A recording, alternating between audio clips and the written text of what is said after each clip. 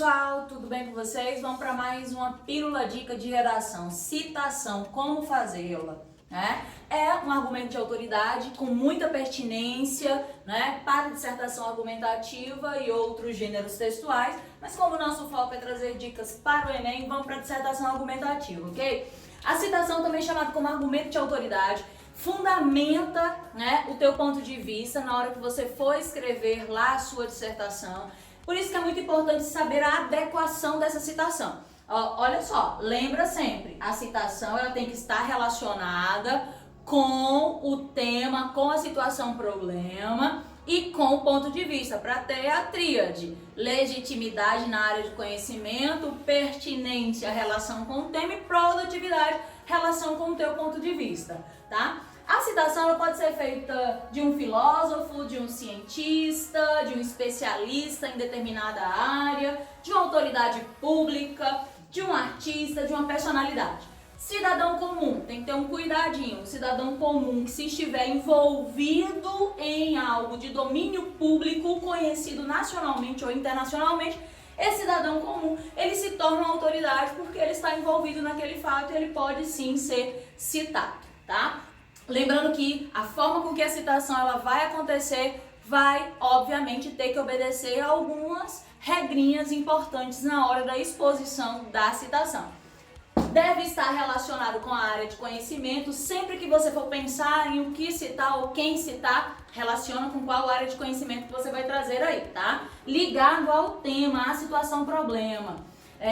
Segundo, estabeleça uma conexão entre, tá, a citação, o tema e seu ponto de vista, para ter a tríade que eu acabei de falar. E cuidado, olha, um cuidado bem grande com a questão de você achar que essas dicas que dão por aí, tá, loucas, insanas, de que você pode pegar algo que vai ser coringa para usar em todas as situações. Isso não existe. Citação ela tem que estar adequada com a situação problema, estar adequado com o contexto de utilização, estar adequado com o teu ponto de vista e com, obviamente, tá, a área de conhecimento, tá bom? Como fazer essa citação? Vamos começar com a citação direta. Tá? A citação direta é quando você faz a exposição literal do citado. O que é importante? Usar uma expressão de conformidade, chamada também de enunciativa, o nome, o sobrenome e a função. Uma ressalva importante quanto a isso. Quando o citado ele faz parte do cânone aí, da área de conhecimento que ele está relacionado, né? Necessariamente você não precisa trazer o nome, o sobrenome e a função, tá? Principalmente que você tem 30 linhas, é importante que você seja o mais direto e objetivo possível. Outra pílula dica que a gente trabalhou, né? Então, vamos imaginar que esse citado, ele fez parte da história da filosofia, Aristóteles. Será que eu preciso trazer o sobrenome de Aristóteles, a função de Aristóteles? Não é obrigatório, né? Mas vamos imaginar que faz parte aí, né, da história contemporânea, um youtuber, né, um historiador como Leandro Carnal. Leandro Carnal é interessante trazer o nome dele, o sobrenome e, se possível, resumidamente, a função dele, tá? Porque aí fica com maior autoridade na hora de você expor a sua argumentação. Então, vamos lá. Fala literal do citado, entre aspas. Bom, cuidado com citações muito longas. Citações muito longas podem fazer com que você, obviamente, até erre a citação por não lembrá-la totalmente, né? E muitas vezes tome espaço de você relacionar com o ponto de vista e com a situação problema, tá? E relacionar tema, tese, como eu já falei. Vamos ver um exemplo aqui? Segundo Aristóteles, vamos imaginar que o tema é como garantir as liberdades individuais, tá? Já passamos por todos os passos que eu já trabalhei com vocês. Segundo Aristóteles, aí eu tenho aqui, ó, uma expressão, tá certo? Que é essa expressão de conformidade enunciativa. Essa expressão introduz aí, faz a conexão, introduz o filósofo Aristóteles, tá? As aspas, marcação, aí eu tenho depois do nome de Aristóteles a vírgula, Depois eu tenho aspas para introduzir a fala literal de Aristóteles. A base da sociedade é a justiça. Fechou as aspas. Se eu quero continuar no mesmo período, tá? Eu coloco a vírgula, trago um conectivo, tá? Esse conectivo que vai fazer referência ao que Aristóteles falou. Isso dialoga com o papel social que instituições democráticas, aqui eu já estou trazendo a contextualizar, deixa eu vir para esse lado para ficar mais fácil, né? A contextualização aqui, ó, tá? Referente ao tema. E STF tem em garantir o cumprimento das liberdades individuais. Aqui eu já vou ter o quê? Opinião.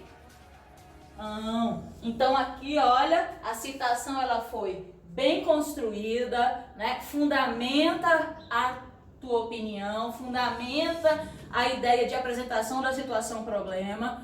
Isso é uma citação literal bem feita. Já a citação indireta, ela precisa ser construída através de paráfrase, que é a interpretação, né, da fala ou teoria ou construto daquela autoridade que vai ser citada. Então vamos pensar comigo, a gente ainda continua com a expressão de conformidade enunciativa, o nome, o sobrenome e a função, mesma perspectiva da direta. A diferença é que a paráfrase é essa interpretação da ideia do citado. E a dica que eu dou é que se use expressões ou expressão da teoria, da centralidade daquela teoria ou daquela ideia, né, do citado, usando a expressão literal, tá? Aí vamos ver um exemplozinho aqui.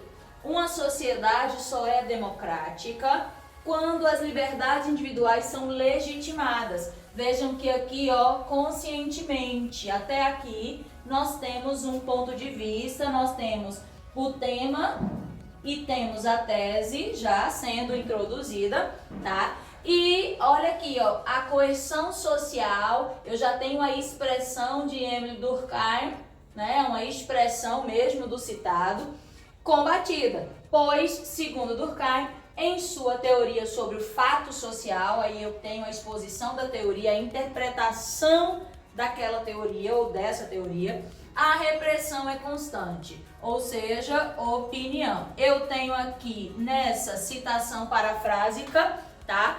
Eu tenho a opinião, eu tenho a apresentação do tema e eu tenho a fundamentação com, né, a citação do sociólogo Durkheim, que é uma teoria sociológica.